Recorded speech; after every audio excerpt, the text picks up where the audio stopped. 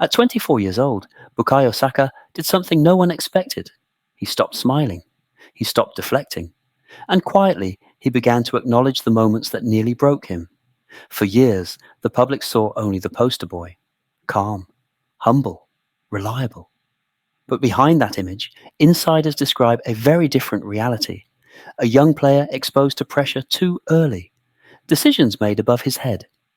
Silence forced on him when he needed protection the most. Why was he placed at the centre of England's most painful night? Why did responsibility fall on someone so young? And why were the consequences left for him to carry alone? Witnesses recall dressing rooms filled with tension, coaches avoiding eye contact, teammates unsure what to say. What followed was not just criticism, but something darker, something that stayed. And that brings us to his list: 5 moments, 5 figures, 5 stories that shape Bukayo Saka's silence. Let's begin with number 5. Number 5, Gareth Southgate. Gareth Southgate was supposed to be the protector, the calm voice, the man who promised a new England, one that trusted youth but also shielded it. And for a long time, Bukayo Saka believed in that promise. Inside the England camp, Saka was seen as reliable beyond his years. Quiet, obedient, always available. According to insiders, this made him an easy choice when difficult decisions had to be made. He never protested, never pushed back, never asked to step aside. In the days before the final, tension crept into the squad. Senior players sensed it. Staff members noticed it. The penalty order was discussed, revised, and quietly settled. Witnesses later recalled that Saka's name appeared without resistance. Youth was reframed as fearlessness, inexperience as composure. When the moment came, no one walked with him. No arm around the shoulder. No visible reassurance. Just a long walk, a stadium holding its breath, and a decision that could not be undone. The miss was only the beginning. What followed shocked even those inside the camp. Hours passed before a strong public defense appeared. The abuse exploded. Vicious, racial, dehumanizing. Insiders admit the response was cautious, measured, delayed. The team moved forward. The manager spoke about unity, but the damage was already done. Behind closed doors, Saka withdrew. Teammates say he stopped meeting eyes.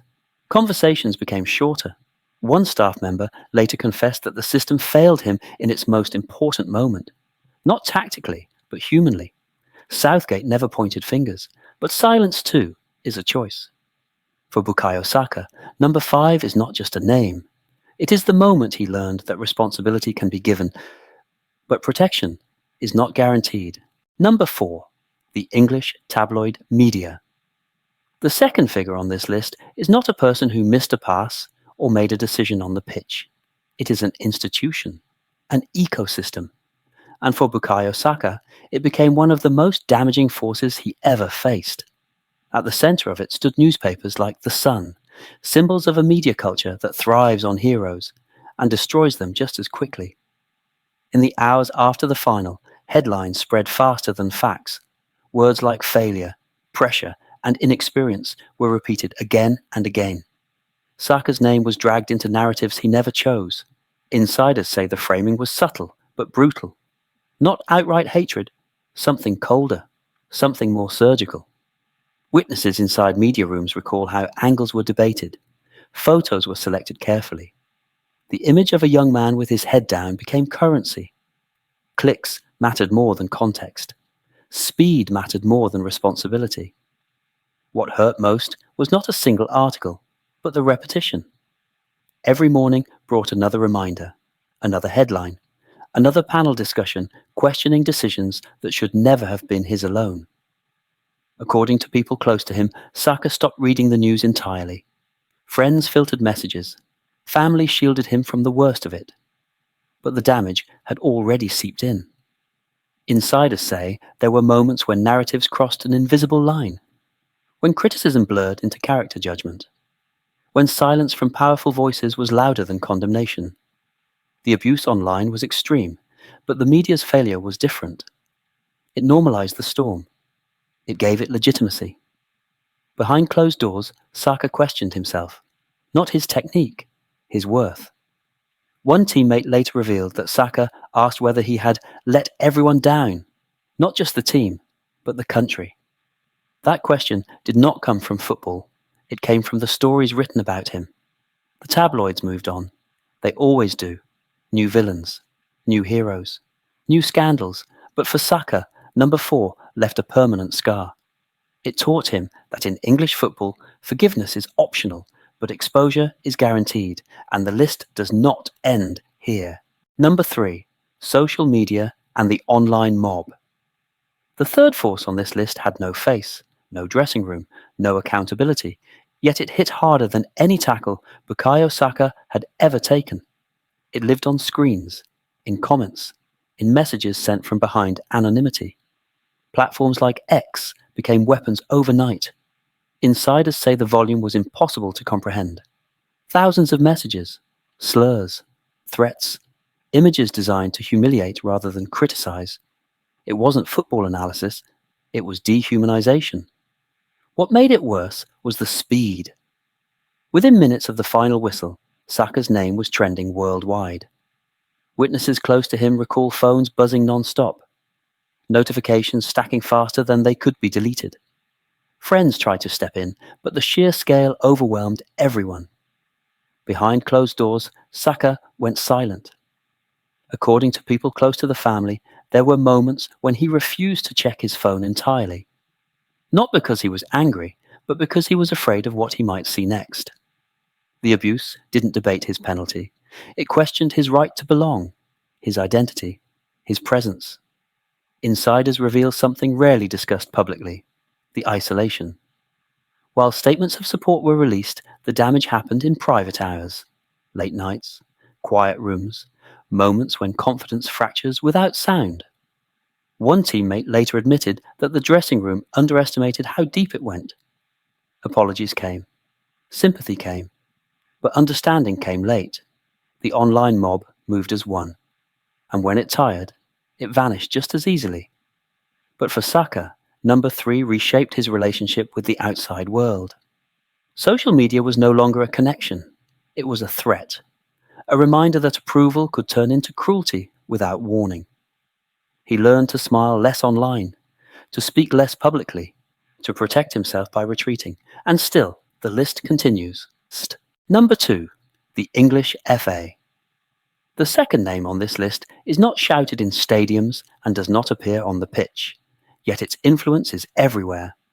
The Football Association was meant to be the final layer of protection, the institution responsible for safeguarding its players, especially the youngest ones, when the pressure turns toxic. In the days after the final, statements were released, carefully worded, firm on paper, condemning abuse, promising action. Insiders described meetings where optics mattered as much as outcomes. The message was clear: the organization had to be seen doing the right thing. But witnesses close to the situation recall a different reality. Support arrived in fragments, phone calls, emails, protocols. What was missing, they say, was immediacy, presence, a sense that someone had stepped directly in front of the storm rather than commenting from behind it. While public declarations circulated, the private weight remained largely unchanged. According to insiders, there was hesitation, legal considerations, media strategy, institutional caution, all understandable, and all devastatingly slow for a 23-year-old at the center of a national meltdown. Behind closed doors, Saka was advised to stay quiet, to avoid interviews, to let the noise pass. The intention was protection. The effect was isolation. Silence became policy, not choice. One source later revealed that Saka felt reduced to a symbol, an example in a broader conversation about racism, pressure, and accountability, but not always treated first as a person. His pain became part of a narrative larger than him. The FA moved on to reforms, campaigns, pledges. But for Saka, number 2 marked a turning point. It showed him that institutions react. They rarely anticipate. And when systems move slowly, individuals absorb the damage alone. Only one name remains on the list.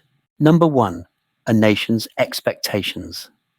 The final name on this list is the hardest to confront. because it has no single face, no press badge, no official title. It is the weight of a nation. England's expectations have crushed stronger players than Bukayo Saka. But insiders say what made it different for him was timing. He wasn't eased into that burden. He was thrown into it at full speed under the brightest lights possible. From the moment he broke through, the narrative was fixed. Golden boy, future leader, symbol of hope. According to witnesses inside the camp, Saka felt that shift early. Praise was no longer encouragement. It was obligation. Every performance carried meaning beyond football. When the final arrived, the expectation was silent but absolute. Someone had to be brave. Someone had to step forward, and when Saka did, the story was already written. Success would make him immortal. Failure would make him responsible. After the miss, that weight doubled.